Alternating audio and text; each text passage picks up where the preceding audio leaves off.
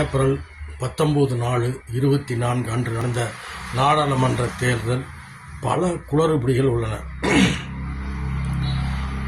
வாக்கு சதவீதத்தை ஒரு சில இடங்களில் குறைத்து சொல்கிறார்கள், அல்லது ஒரு சில இடங்களில் அதிகமாக சொல்லியிருக்கிறார்கள். எது உண்மை? ஏன் இந்த நிலைமை?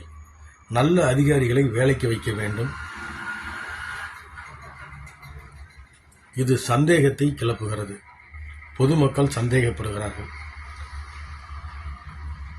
இந்த நாடாளுமன்ற தேர்தலை திரும்பவும் மாற்றி நடத்த வேண்டும், மக்களின் கோரிக்கையாக இருக்கிறது. எதனால் இந்த குளறுபடி ஏற்பட்டது? அல்லது எல்லா இடங்களிலும் நிறைய இடங்களில் வாக்கு சதவீதம் குறைந்துள்ளது. ஏன்? வெயிலின் தாக்கம் அதிகம். ஒரு சில இடங்களில் குடிப்பதற்கு கூட தண்ணீர் இல்லாமல் இருக்கிறார்கள்.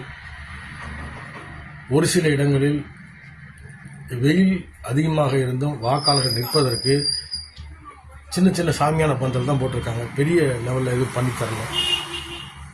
பொதுவாக குடிக்கிறதுக்கு தண்ணீராவது வைத்திருக்கலாம், அல்லது 2 ஃபேன்கள் ஏதாவது அமைத்து கொடுத்திருக்கலாம்.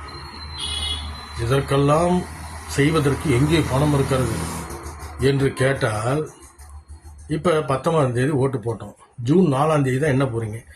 இவ்வளவு நாளாக 44 நாட்கள் அந்த வாக்கு பெட்டியை பாதுகாக்க வேண்டும்.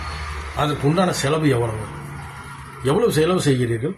எதற்கு 44 நாட்கள் அதை பாதுகாக்க வேண்டும்?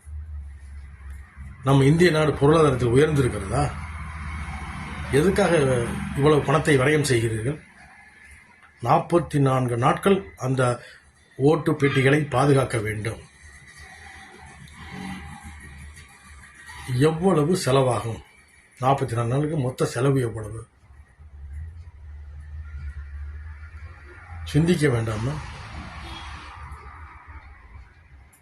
பொதுமக்கள் ஓட்டு போட வரும்போது அவங்களுக்கு குடிக்கிறதுக்கு தண்ணி, பயங்கர வெயிலுங்க. ஏன் ஃபேன் போட்டு கொடுத்தா என்ன குறைஞ்ச போயிடுவீங்க? ஃபேன் போட்டு தரலாம்ல. முதலில் அரசாங்க அதிகாரிகள் அல்லது அரசாங்க ஊழியர்களுக்கு சம்பளத்தை குறைக்க வேண்டும். அதிக சம்பளம் தருகிறார்கள், அதுவே நாட்டுக்கு கேடு. மத்திய மாநில அரசுகள் சிந்தித்து செயல்படுங்கள், அதுவே